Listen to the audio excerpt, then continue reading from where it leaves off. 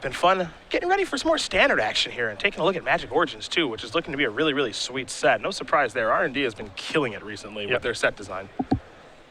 I gotta say Shades of M10, which I think is one of the best sets of all time. It's a temple, and we are underway here. A temple on Ethan's side as well. For grading on the curve, we accumulate knowledge of game design as we go. M10, my opinion, the second best Magic set of all time behind Alpha, and Magic Origins is looking to be in that sort of space. Hey, I know I'm critical sometimes, but I could not do that. I can't design Magic cards. I got no idea. You give yourself enough credit. There's just best practices that you have to learn. It's like anything else. I just want to get Armageddon to be legal again. Yeah, well then that's not what the job's like about. I said, I can't do the job then. It's not for me. The goal of being an R&D member is to make sure all of your favorite egregious cards get reprinted in some toned down but still too powerful version. That's what the work is, okay, basically. Well, I can do that job. Here's a Courser of Crewfix. Shower Stick, the top card, Stormbreath Dragon. Rabble Master has the ability to steal a game pretty quickly. That much we know. And Rill may have another copy of Rabble Master.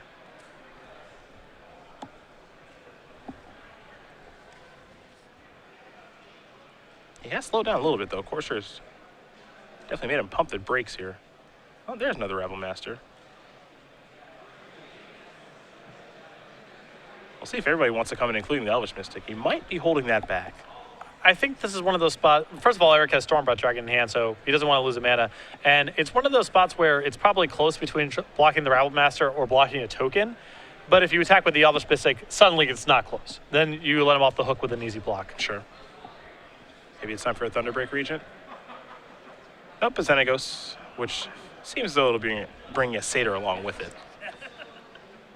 There's a Satyr.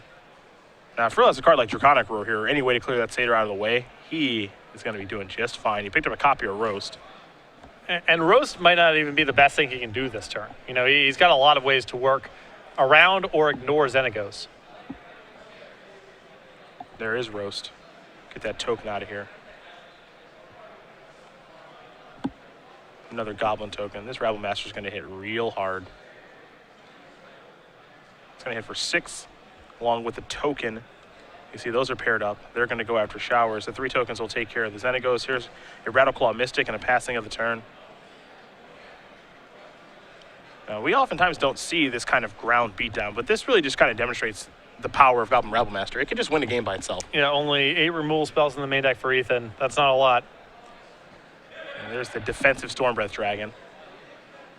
Draconic Roar, the draw.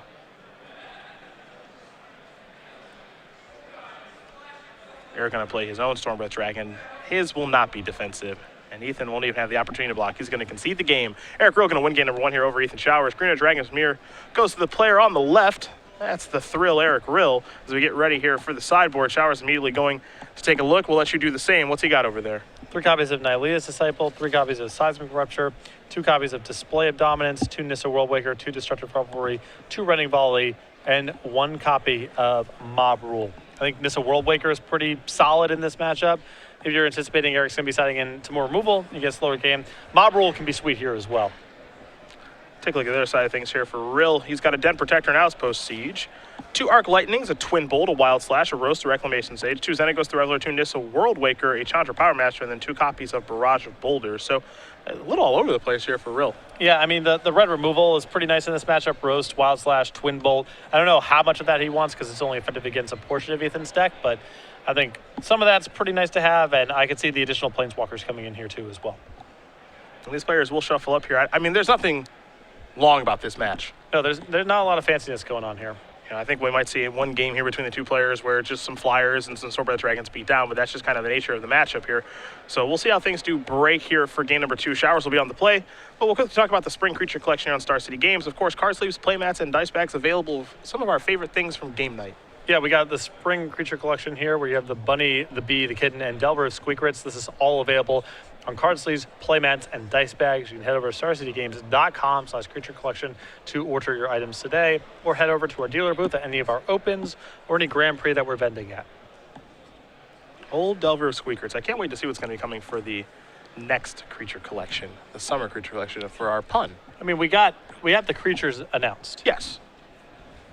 That one's easy. No, September. September's still unannounced. Oh, that's true. That's true. Still Okay. a mystery. All right. It'll be fun to find out because we're guessing just like you guys are at home. It's very unclear. I'm working with no advanced information. If you've ever watched the broadcast, you know that this is just how it works. It's part of the charm of the broadcast. Out of the loop. I'm getting my reaction in real time. Kept out of the loop on purpose. Yep. We want genuine reactions from you here in the booth. Well, Rill and Showers will prepare here for game number 2. A pretty easy win there for Eric Rill in game number 1. Rabble Master was not killed. That's a good summary of that one. Yeah, end sentence. Yep. Eric was on the play. His Rabble Master did not die. Game 2, colon. That's just how Rabble Master works sometimes. A bit of an uptick in that card this weekend, too. There is a lot less red removal than we've seen in previous months. There are times where Rabble Master was getting cut from red decks altogether because there was just too many wild slashes floating around, and the metagame really isn't in that place right now. You are happy to play with Rabble Master against decks that are about Hero's Downfall, but when you're losing tempo, when people are breaking serve against you, that's when Rabble Master, for as powerful it is still a 3-mana 2-toughness creature, and sometimes you just gotta leave it at home. I can say with absolute certainty that I have not been more wrong about a card than Goblin Rabble Master. I thought it was going to be a good sideboard card against control decks. That's where I thought it was going to go. I didn't think it was very good at all, and I was very, very wrong. Such a good card. It's a card with really clearly defined strengths and weaknesses. It's definitely awesome some percentage of the time, but it's not without its costs. Yeah, it's good, though. Really good. Yeah, really good. Game over good. Yeah.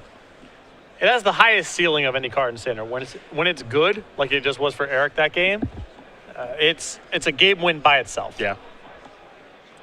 That's the thing I like about it. Both players are going to take a look at their openers. Again, Showers will be on the play. Looks like both players are happy at Forest. And we are underway here in game number 2. There's a mountain. Rill just passed the turn back. Carry added. Can't kill that one. Dig its roots into the ground. Prepare to add some mana here. As Rill has no acceleration. That's not good news in this matchup.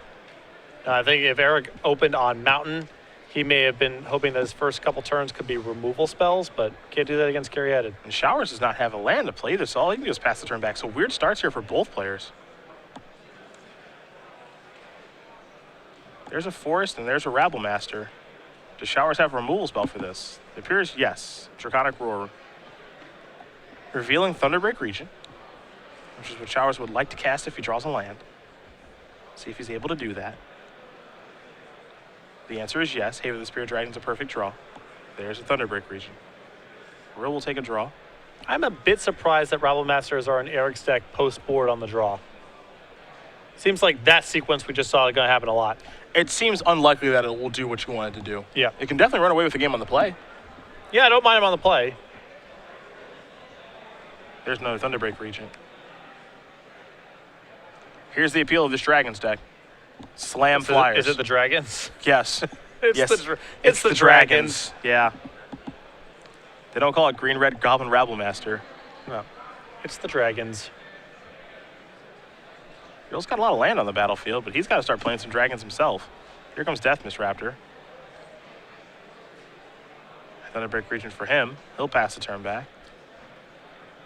Showers will take a draw.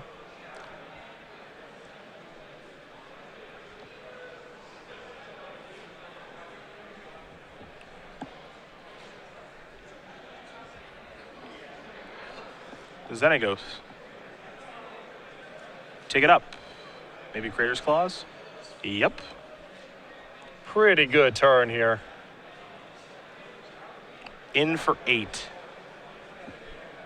Rill down to 5. And he's getting hit in increments of 4, and one of his lands is a wooded foothill. So cracking that puts him into the range where either Thunderbreak Region is lethal. This is going to be tough to get out of. Eric can't get out of it. Yep. I mean, these games, when someone's winning, it just feels very one-sided. Well, these decks are not very good at playing defense. Yeah. You know, they're not very good at catching up when they're behind. So there it is. Yeah, they feel like very, very one-sided games when they do happen. And we saw Rill win game number 1. It was one-sided. Ethan won game number 2. It was very one-sided. Being on the play certainly plays a huge role in things here. Acceleration into a dragon is huge. Yeah, that's a big deal. The only card in really either of these lists that allows someone to break serve, I guess there's 2. They're both in Ethan's deck. He's got the 3 copies of Dragon Lord Atarka. That's capable of catching him up while he's behind, although that requires a lot of mana. The other card in this deck is Mob Rule. Mob Rule is the card with the possibility of, Ethan's behind, he's got a little bit of board, Eric's blowing him out with larger creatures, and Mob Rule can catch him up. For those who are just joining the broadcast, of course, we'll take a look at the Season 3 leaderboard and see where players do stand on that. Unfortunately, you won't find Eric Rill's name on here this go-around. You will find that Kevin Jones and Jim Davis, they've already locked up their invites to the Players' Championship. Ross Merriam, he's leading things right now with Danny Jessup right behind him, Joe Lissette too, and then you see GFabs and CVM looking to gain some ground, though CVM did not have a very good weekend here. No, but there's still time to make it up in the IQ, and I think there's a reasonable shot that Chris passes Gerard by the time this weekend's all said and done. Not a lot of points separating these players. Ross right now with a slight edge over Danny Jessup and then a little bit further down the line, but these are the 5 players most likely that'll be competing for this Season 3 slot to the Players' Championship this season.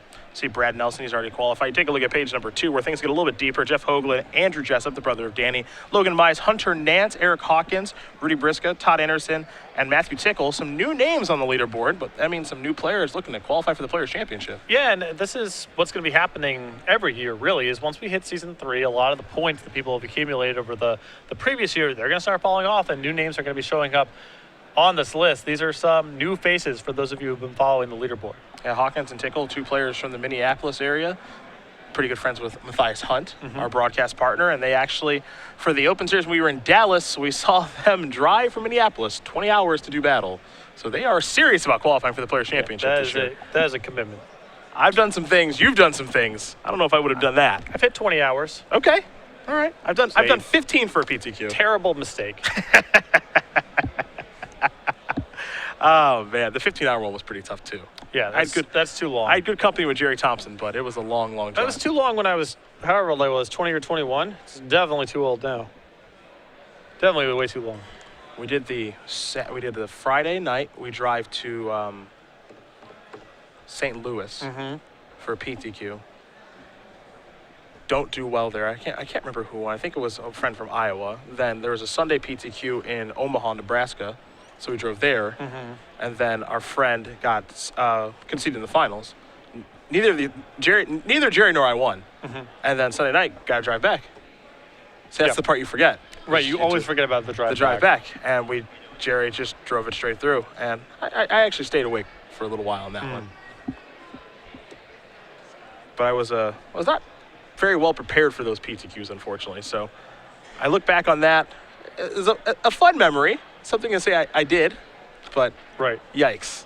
That was a long drive home. Long drive home. Yeah, our drive back was really bad. From Tampa to New Jersey. It was really bad. Yeah, that sounds tough. But those are some of the best parts of Magic. I think the four of us in our car were all out of the Grand Prix by round 7. I don't think any of us even sniffed day 2. None of us even got close. Looks like Shower's going to take a mulligan while Rill is happy with his opening hand. What was the format? It was Odyssey Limited. That's a long time ago. Yeah, a really long time ago. See the prize payout here that the players are playing for this weekend, $5,000, 25 Open Series points. An invite to our Season 3 Invitational for first place, second place, 2,020 Open Series points, an invite. And we show you this, of course, because there's some real money at stake here, but those Open Series points, all it takes is one win. You're right back in the thick of things. Well, exactly. I mean, that's why we showed, Chris, with a win, would leap over Ross. Yeah. I mean, that's how tight the gap is. So there are not a lot of points separating these players, and one weekend can make it all up. See if Ethan can find a better opening hand here as we'll be looking at 6 cards. Although, if you've gotten a sense from the first 2 games, this is one of those, you're never happy to mulligan, but this matchup, it doesn't really matter all that much. You're down a card, if you die, it's probably with some spells left over. Yeah, I think so too. Wooded Foothills here from Showers. Perhaps we have an Elvish Mystic on the way. There's the basic forest.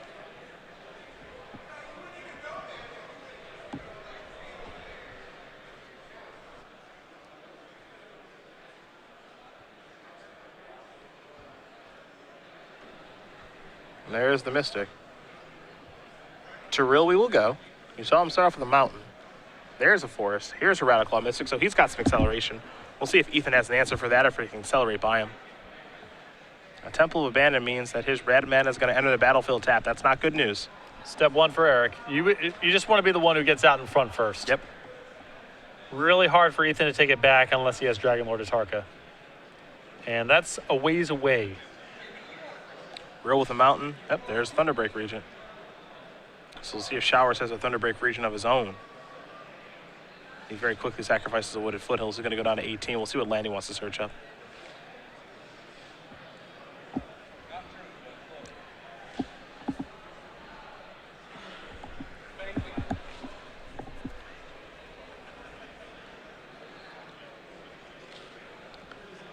There's the mountain.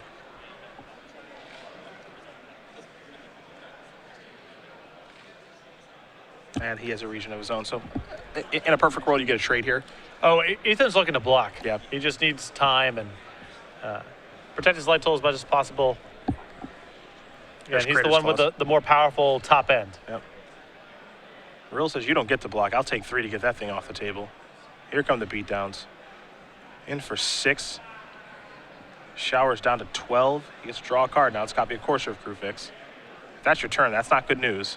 Crater's Claw's on top of the deck. There's a land up to 13 from playing the forest. Showers has to pass the turn back to Rill. Rill will take a draw step here.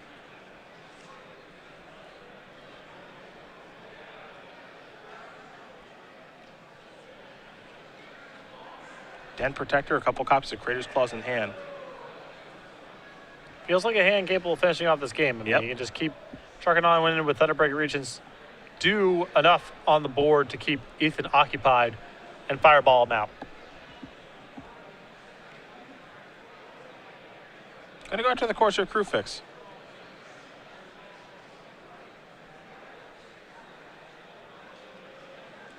You can actually Crater's Claws away the Elvish Mystic too if he wants to with the Radiclaw Mystic.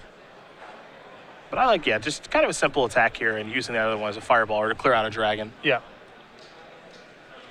Seems a little too aggressive when Ethan hasn't indicated that he has any mana trouble. Rill going to take some damage. Excuse me, Shower's going to take some damage from hitting that Thunderbreak region. He goes down to 6. Rill a little stuck on mana right now. I don't know, he's got a lot of routes here that all look good. Wild Slash going to go after the Elvish Mystic. Attack for 2, puts you down to 4. The follow-up is another Radiclaw Mystic. Pass the turn back. Yeah, Crater's Claw still left over. Yep. 5 mana, Stormbreath Dragon. It's defensive. Defensive Stormbreath Dragon isn't typically a winning Stormbreath Dragon. And maybe it's time for a Fireball. Here's an attack, and there's a Fireball. That's safe enough. That's going to get the job done. Eric Rill going to win this match here over Ethan Showers, 2-1. The Green Red Dragon's Mirror goes to the Thrill. He's 8-1, moving into day 2. Yeah, great position there. What we learned about that matchup is it can be over really fast. And having an important curve, that's the most important thing. Worth mulliganing aggressively, as I believe the loser of all 3 games died with quite a few cards left in their hand. Win the die roll. Seems important too. That is pretty important there. And make sure you have mana acceleration. If you don't, make sure you can contain the mana acceleration. But we've seen matchups like that over the course of Magic.